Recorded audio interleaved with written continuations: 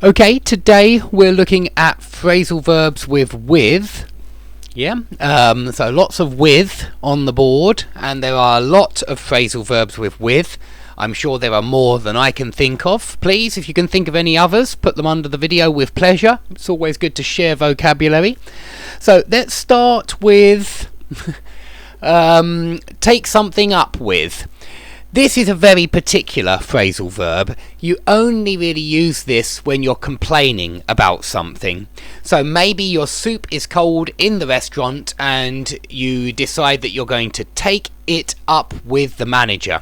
You're going to take your problem up with the manager. You're going to take your issue up with the manager. And so you call a waiter and tell him that you'd like to take this up with the manager. So it's quite a formal sounding phrasal verb, which is rare. I would say just neutral rather than super formal, but it is used for complaints. Make do with is very similar to settle for on a previous video, and it's when you're content with something even though it's not the best option. Okay, so maybe at the restaurant you're content with just a plate of chips. You make do with a plate of chips instead of getting the most expensive thing. But it could be used in a variety of different situations, of course. So maybe you're out camping and you forget your tent and you have to make do with just a few cardboard boxes or a tree, a bush with a lot of leaves. You have to make do. You have to do the best with what you have. You make do with what you have. Okay, if you live with something, it could be used in the literal sense, of course. I live with my family.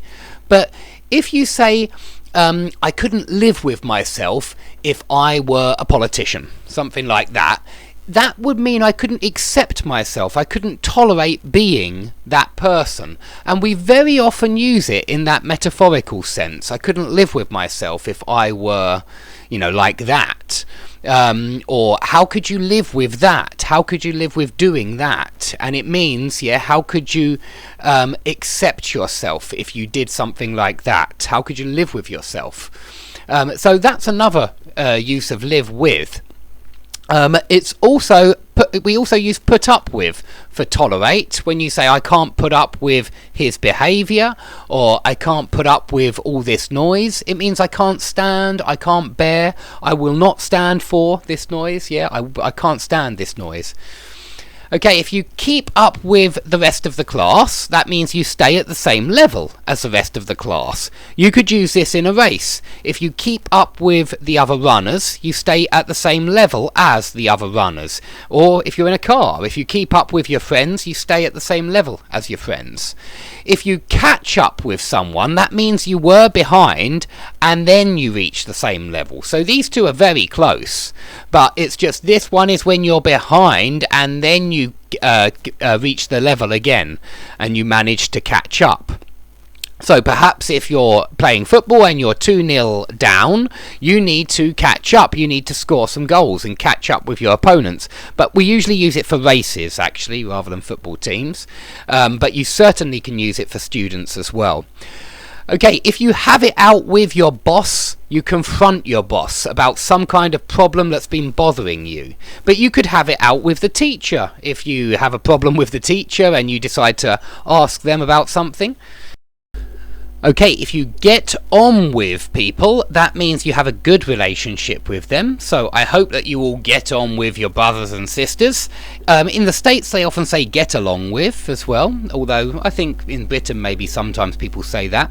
So just have a good relationship with this one. If your tie goes with your socks, it means it matches your socks. If the sofa goes with the wallpaper, it means it suits the room. They go well together, they match. These three are all connected to relationships, so I've put them together. Get off with, in the UK, when I was young, it used to mean kiss a girl passionately. And make out with is what I hear in the American shows, in American films, exactly the same as get off with. And hook up with doesn't mean kiss, it just means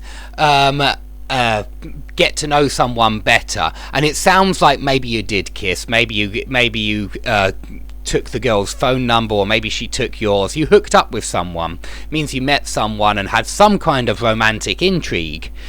Okay, if you say let's get it over with, it means let's finish something, and it's usually something unpleasant, and you want to finish it because it's unpleasant. So let's get it over with, let's finish it off. Okay, so this means to finish. If we come over here now, if you get away with a crime, it means you escape unpunished. You commit some kind of crime, but you escape unpunished. Maybe nobody catches you, or maybe they catch you, but they let you off. And that's another good phrasal verb.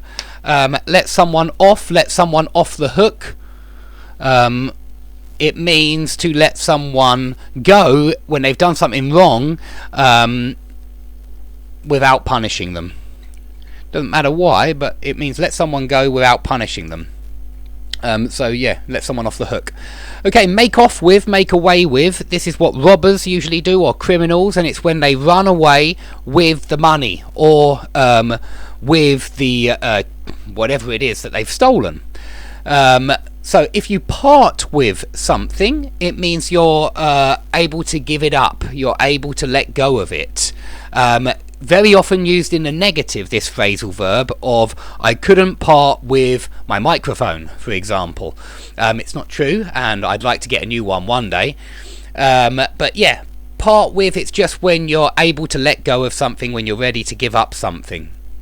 Finish with, it means very often you can use this to mean to split up with a girl, or a girl when she splits up with a boy, she can say I'm finished with him, and it would mean they're breaking off relations. So please remember those phrasal verbs as well.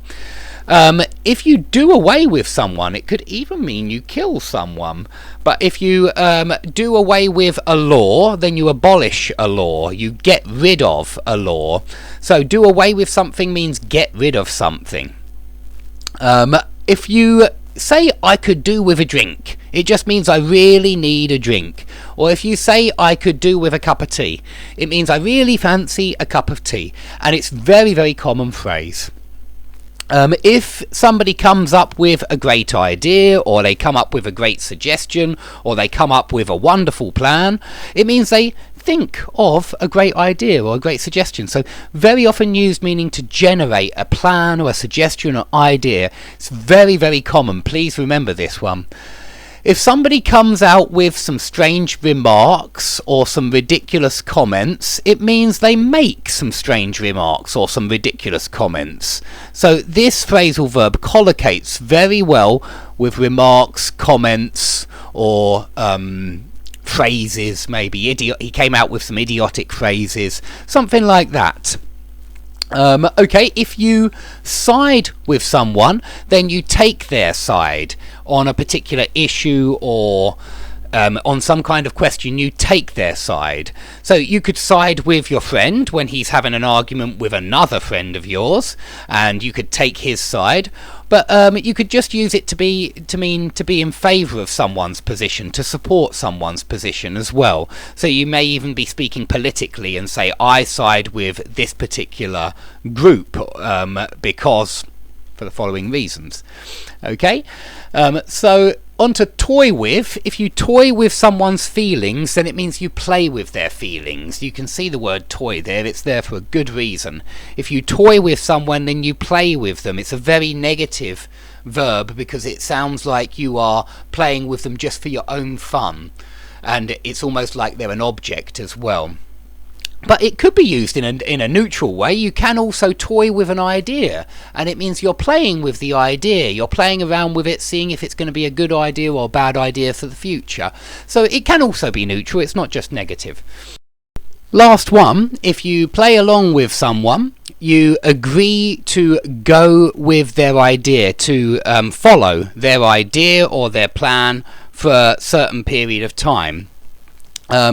Maybe somebody tells you something you don't believe, but you decide to play along with them in order to find out if they're lying or not. And so that would mean that, yeah, you agree to act like you believe them, and just in order to find out if they're lying or not. But it doesn't have to be in that kind of situation. Maybe you're child wants to play doctors and nurses, and you decide to play along with them for a little while just because you have some free time. And there it would mean just play the role, go with that idea, pretend to be whoever it is you're meant to be in this role play, and just for that limited period of time you play along, you go along with it. Okay, I hope that one's clear. Please ask me any questions under the video if you don't understand any of these, and if you have any more, put them under, and I hope to see you all soon. Thanks for watching.